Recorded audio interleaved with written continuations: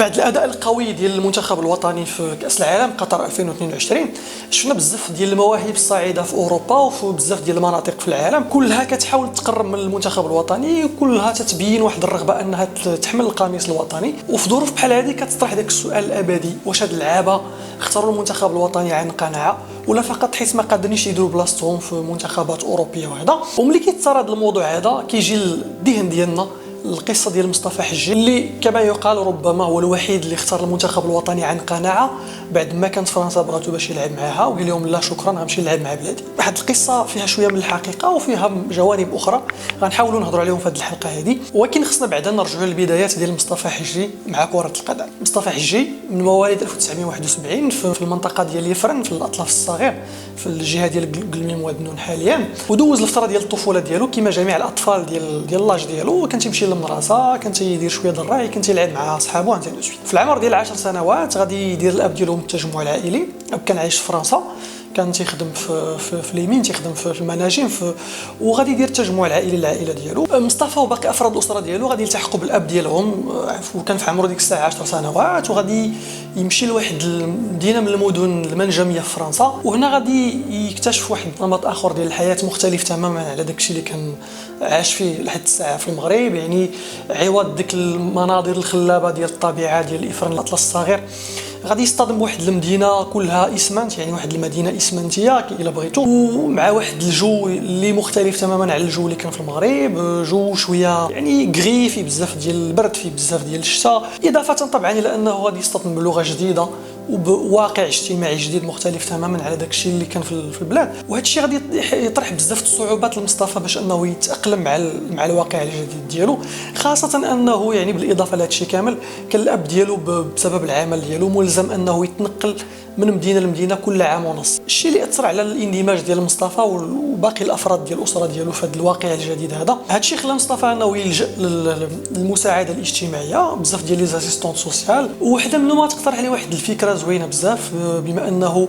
يعني كيحس بالاغتراب وبما انه صعيب عليه باش انه يندمج، اقترحت عليه انه يدير شويه د الرياضه وربما تقدر تعاونه باش انه يندمج. ومصطفى غادي يدير بالراي ديالها وطبعا غادي يبدا يلعب كره القدم. في البدايات ديالو كان مدافع ماشي رغبه منه ولكن حيت كان هو الاكبر في الفرقه، وثانيا لانه كان ما كيعرفش القوانين ديال كره القدم وباقي ما كيعرفش شنو هو التموقع فوق ارضيه الملعب. نقدروا نقولوا بان الدفاع تفرض عليه في هذا الوقت هذا، ولكن بمجرد انه بدا تيلعب وبمجرد انه استانس بالاجواء ديال الكره مع الاصدقاء ديالو هذا بانت الموهبه ديالو. مصطفى ما كانش داك المدافع اللي تيبقى واقف ثابت وما عندوش في رجليه، كان لعاب تكنيك وتيشد الكره ما كيبغيش يطلقها فطريا، كيقدر يراوغ اللعابه وتيقدر يزيد لقدام. وهذا الشيء اللي محوه المدربين ديالو الاوائل وقرروا انهم يغيروا ليه الموقع ديالو في الملعب، وقرروا انهم يلعبوا في وسط الملعب كبدايه، وغادي يتطور شويه بشويه حتى ياخذ الموقع ديالو كجناح، هو الموقع اللي عرفنا به في المسيره ديالو كامله واللي تالق به. التفوق ديال الحجي على الاقران ديالو على الناس اللي في العمر ديالو غادي يبان دغيا، لانه في العمر ديال 15 سنه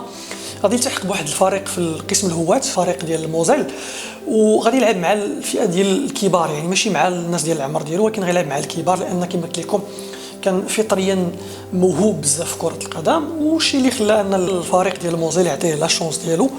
وانطلاقا من هذا الفريق ديال الموزيل غادي يكتشفوا الكشافه ديال فريق نونسي وغادي يعرضوا عليه انه يمشي يلعب معهم، ولكن غادي يصطدموا يعني بعدم اقتناع الاب ديالو بكره القدم كمهنه يقدر الانسان يعيش منها ويدير منها مستقبل، ويعني عياو معاه باش يقنعوه. والاب كان تعرفوا دوك الناس المغاربه ديالنا القدام عنده واحد الفكره راسخه في الدماغ صعيب باش تبدلها ليه، دونك عياو مع الاب وبزز باش خلاه انه يلتحق بفريق نانسي.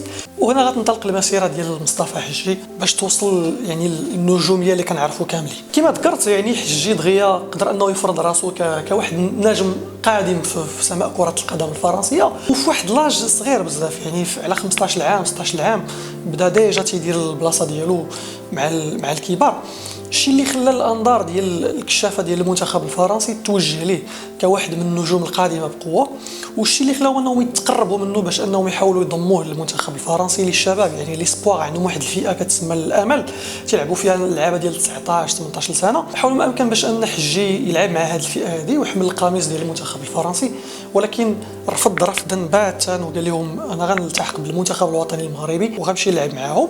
وهنا فين بدات المسيره ديال الحجي مع المنتخب الوطني، لان بمجرد انه تعطاتو الفرصه مع المنتخب ديال الكبار غادي يدير واحد المسيره موفقه جدا، غادي يساهم في التاهل ديال المنتخب لكاس العالم 1994 في الولايات المتحده الامريكيه، وغادي يمشي مع المنتخب لكاس العالم، غادي يلعب كاس العالم. وكاي لاعب يعني تيشارك في كاس العالم فالاسهم ديالو كتطلع والنجوميه ديالو كتزاد، وهذا غير هو في الحاله ديال الحجي ملي رجع للفريق ديالو نانسي ما بقاش المدرب اللي كان كيوفر ليه الحمايه، وجا بلاصتو واحد المدرب اخر اللي كان ديك الساعه مساعد ديالو لازلو بولوني. هذا المدرب هذا بولوني بحال عنده شي حساب مع حجي، يعني الطريقه باش جلسوا في الاحتياط مريبه جدا. ما حجي كان واحد الانسان منضبط خلوق محترف في اللعب ديالو سواء في الملعب ولا في خارج الملعب، ولكن بدون مقدمات غيرجع من كاس العالم غيقول لي انت غتجلس، واخا كان الهداف ديال الفريق في الموسم الفارط وغنلعبوا هذا الدري هذا باقي صغير يلاه باقي جون باقي تيثبت راسو. وفي واحد النقاش بيناتهم قال ليه داك المدرب انت ما عمرك غتلعب في الدرجه الاولى، انت غتبقى دائما لاعب ديال الدرجه الثانيه، انت ما عندكش المستوى ديال انك تلعب في المستوى العالي. وربما هادشي اللي حفز شويه حجي نوعا ما، لان بعد هذا ملي شاف بانه غير تضيع الوقت مع الفرقه قرر انه يمشي لسبورتينغ لشبونه ومن بعدها لديبورتيفو لا كورونيا، وبعدها دار واحد المسيره واعره بزاف دوليا مع المنتخب الوطني، وغادي يلعب كاس عالم اخرى في 1998 ودير ديك الاداء الخرافي كامل في هذيك السنه اللي غتتوج بجائزه ديال الكره الذهبيه الافريقيه، واللي هي لحد الساعه الاخر كره ذهبيه تيربح بها شي مغربي افريقيا. وهذا الشيء هذا بفضل الاداء ديالو المتميز سواء مع الفرق اللي لعب فيهم ولا مع المنتخب، الفنيات ديالو والمهاره ديالو والاهداف ديالو الجميله. كوتسيزو اللي سجل على مصر، الهدف الجميل اللي سجل في كاس العالم على النرويج، هادشي كامل كما قلت لكم خلى ان الناس في افريقيا يعترفوا بالموهبه ديال هذا السيد هذا ويعطيوه هذه الجائزه هذه كتتويج. نرجعوا دابا للقضيه ديال انه اختار المنتخب المغربي عن قناعه ورفض المنتخب الفرنسي. كما ذكرت سابقا يعني السيد راه رفض فعلا المنتخب الفرنسي وما بغاش يلعب معاه، ولكن واش رفض المنتخب الفرنسي حبا في المغرب ولا لانه ما بغاش يلعب مع فرنسا؟ هو براسو تيقول بانه اختار المغرب لان الحظوظ ديالو باش يحمل القميص الوطني اكبر من الحظوظ ديالو الا اختار فرنسا. هادشي اللي قال هو في واحد اللقاء صحفي، وقالها هو بفمو يعني ماشي كذبنا عليه ولا جبنا شي حاجه من راسنا، هو اللي قال هاد الهضره هادي. قال لهم بان في ذاك الوقت يعني فاش كان في ليسبوار يعني في لاج ديال 17 18 19 سنه كانوا اللعابه من اصول مغاربيه يعني المغرب تونس والجزائر قلال بزاف، نقدروا نحسبوا واحد 10 حتى ل 15 لاعب اللي كانوا ديك الساعه مواهب صاعده ومن اصول يعني غير فرنسي يعني من اصول مغاربيه، فيهم زيدان كان فيهم علي بن عربيه وشي وحدين اخرين يعني قلال. وقال لهم بانه في ذاك الوقت زيدان براسو ما لقاش بلاصتو مع المنتخب، زيدان براسو بجلال قدره تيحطوه في الاحتياط مع لعابه اخرين من اصول فرنسيه. كان التعامل مع اللاعب ديك الساعه بواحد المنطق شويه فيه شويه العنصريه، فيه شويه ديال التمييز الايجابي فائده اللعابه من اصول فرنسيه اللي باهم فرنسيين على حساب اللعابه الاخرين. وكان اللاعب اللي تيوصل للمنتخب الفرنسي خصو تيكون لاعب يعني توب نيفو يعني بمستوى عالي جدا. وحجي فهم بانه كما تيقول هو براسو الا بغى بلاصتو مع المنتخب الفرنسي خصو يتقاتل دوبلومون. الا كان غيتقاتل مثلا في المغرب باش يدير بلاصتو راه خصو يدير الدوبل ولا التريبل ديال المجهود باش انه يدير بلاصتو مع المنتخب الفرنسي. وكما قلت لكم لعابه كبار بحال زيدان وبن عربيه ما كاينش اللي تسوق ليهم. بن عربيه راه غيكمل المسيره ديالو كلها تيتسنى المنتخب الفرنسي باش يعيط عليه، وفي اخر المطاف ما غاديش يعيطوا عليه وغيمشي يلعب مع الجزائر. زيدان راه غير حيت كما قلت لكم ان كراك يعني لعاب استثنائي ما بغاوش انهم يفلتوا ديك الموهبه، داكشي علاش يعني خداوها المنتخب. حجي كان عنده ما يكفي من الموهبه انه يلعب لفرنسا، هادشي اكيد ولا يتناقش فيه اثنان. ولكن في ديك المرحله ديال اعاده البناء ديال المنتخب الفرنسي وهذا فاش جراو على كونطونا وجينولا وهذا مورا داك الكاتاكليزم مورا ديك الماساه ديال كوستادينوف في 93 فاش تقصاو من كاس العالم، كانت الرؤيه شويه ضبابيه واش يقدر يدير بلاصتو، واش غادي يكون عنده ما يكفي من الحظ هذا باش يدير بلاصتو. لذلك انا قرر يخرج بالباب الواسع ويجي يمثل المغرب. هذه هي القصه ديال حجي مع المنتخب الوطني والاختيار ديالو ديال المنتخب الوطني اللي نابعه من قناعات يعني من حسابات رياضيه وحتى من حب الوطن، لان هو بعدا اصلا ما تزادش فرنسا، هو مشى في العمر ديال 10 سنوات وفاش تكون شويه كرويا وفاش دار سميتو كرويا قرر انه يلعب لبلادو وخير ما فعل، لان ربما كون بقى فرنسا محال واش يقدر يلعب شي نهار المنتخب ديال فرنسا. يقدروا يلعبوا في الفئات السنيه ومن بعد فاش يجيو للصح في الفئات ديال الكبار ما غاديش يعيطوا عليه، خاصه من بعد ان ايمي جاكي لقى لو ساتور ديال المنتخب ديالو وقدر انه يربح بهم كاس العالم.